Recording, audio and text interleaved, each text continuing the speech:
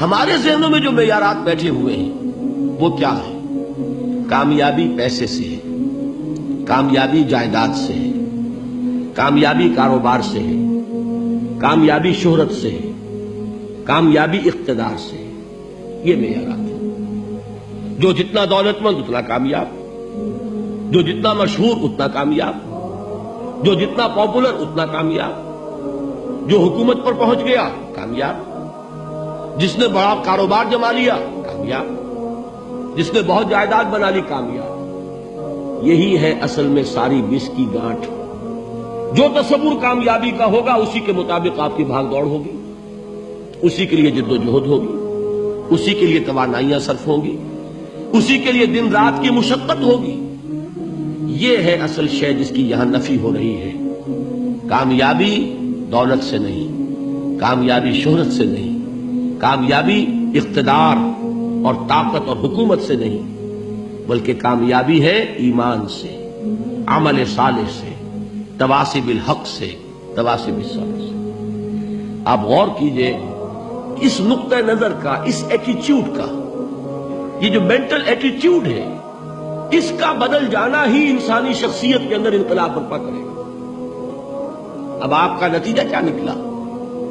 اگر تو دولت سے کامیابی ہوتی تو قارون بہت کامیاب تھا، اگر حکومت سے کامیابی ہوتی تو فرعون اور نمرود بہت کامیاب تھے۔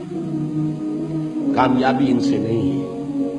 کامیابی انسان دولت میں قارون کی دولت تک پہنچ جائے اور دنیا میں دبدبہ اور اقتدار اور سلطنت اور حکومت کے اعتبار سے وہ نمرود اور فرعون کا مقام حاصل کر لے، وہ ناکام ہے، خائب ہے، خاسر ہے، برباد ہے۔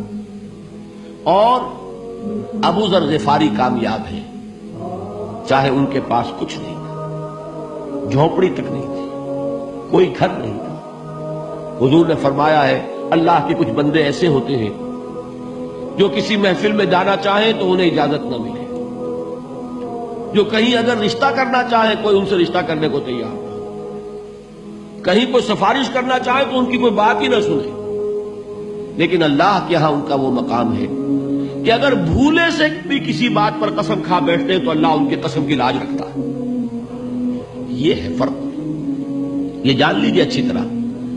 اس بات کا مان لینا آسان، اس پر سبحان اللہ کہنا آسان، لیکن اس کے مطابق آپ کے اپنے ذہن کا بدل جانا بہت مشکل، اس لیے کہ ہم متاثر ہوتے ہیں اپنے ماحول سے۔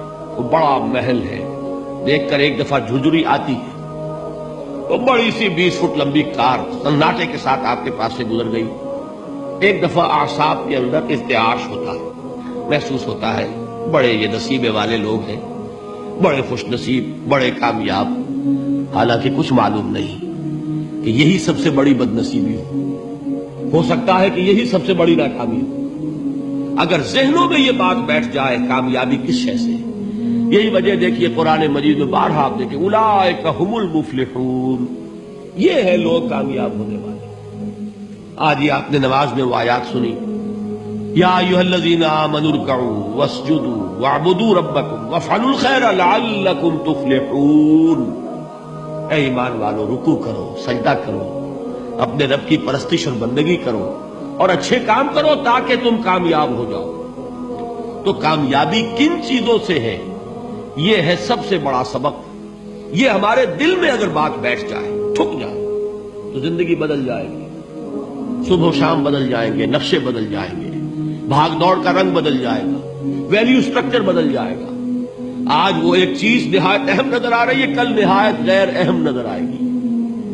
جیسے کہ حضور کی حدیث ہے مالی ولی دنیا، مجھے تمہاری اس دنیا سے کیا سروکار ہے، انما مثلی کراکب استظل تحت شجرۃ ثم راح فترکھا، میری مثال تو اس سوار کی سی ہے جو تھوڑی دیر کے لیے ایک درخت کے سائے میں ٹھہرتا ہے سستانے کے لیے، پھر وہ اپنا راستہ لیتا ہے، اسے اس درخت سے مستقل تعلق اس کا نہیں ہے، وہ اس کا گھر نہیں، وہ اس کی منزل نہیں۔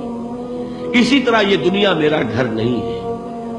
اب دیکھیے ہم کہتے ہیں انا للہ و انا الیہ راجعون، ہم تو مسافر ہیں، ہم اللہ کے پاس سے آئے، اللہ کی طرف ہمیں لوٹ جانا ہے۔ کن فی الدنیا کانک غریب و عابر سبیل، حضور فرماتے ہیں دنیا میں ایسے رہو جیسے کہ تم اجنبی ہو یا راہ چلتے مسافر، لیکن یہ طرز عمل کب ہوگا؟ جبکہ یہ آیت ہمارے ذہنوں کے اندر بیٹھ گئی ہو، والعصر ان الانسان لفی خسر الا الذین آمنوا وعملوا الصالحات وتواصوا بالحق وتواصوا بالصبر۔ یہ ہے اصل بات جو میں نے عرض کیا تھا کہ میں بتاؤں گا صحابہ کیوں ایک دوسرے کو یاد دلاتے تھے۔ اس لیے کہ دیکھیے جیسے برف باری اگر ہو رہی ہو، آپ باہر نکلیں گے تو برف آپ کے کپڑوں پر جم جاتی ہے نا، تو آپ جھٹکتے ہیں کپڑوں کو تاکہ برف ہٹ جائے۔ ہمارے ایمان پر اس دنیا میں رہتے ہوئے جب ہم متاثر ہوتے ہیں ماحول سے تو گردہ آ جاتا ہے، برف پڑ جاتی ہے، اس کو جھٹکتے رہنے کی ضرورت ہے۔ اور وہ جھٹکنے کی بہترین اور مؤثر ترین شکل یہی ہے کہ یاد رکھو کامیابی ان چیزوں سے نہیں ہے۔ چمک دمک جو ہے دنیا کی، یہ ساری چمک دمک جو تمہیں رجھا رہی ہے، جو تمہیں اپنے اندر گم کیے ہوئے، یہ لفظ گم پر اقبال کا وہ شعر یاد آ گیا کہ کافر کی یہ پہچان کہ آفاق میں گم ہے، اور مومن کی یہ پہچان کہ گم اس میں ہے آفاق۔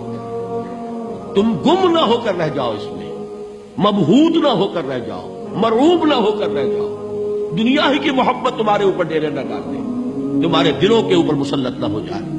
لہذا تازہ کرتے رہا کرو، والعصر ان الانسان لفی خسر الا الذین آمنوا وعملوا الصالحات وتواصوا بالحق وتواصوا بالصبر۔ پھر یاد کر لو، پھر تازہ کر لو اپنے اس یقین کو کہ کامیابی دولت سے نہیں، کامیابی ثروت سے نہیں، کامیابی اقتدار سے نہیں، کامیابی شہرت سے نہیں، کامیابی جائیداد سے نہیں، کامیابی ہے ایمان سے، کامیابی ہے عمل صالح سے، کامیابی ہے تواصی بالحق سے، کامیابی ہے تواصی بالصبر سے۔ یہ چار چیزیں ہیں کہ جو کامیابی کے لوازم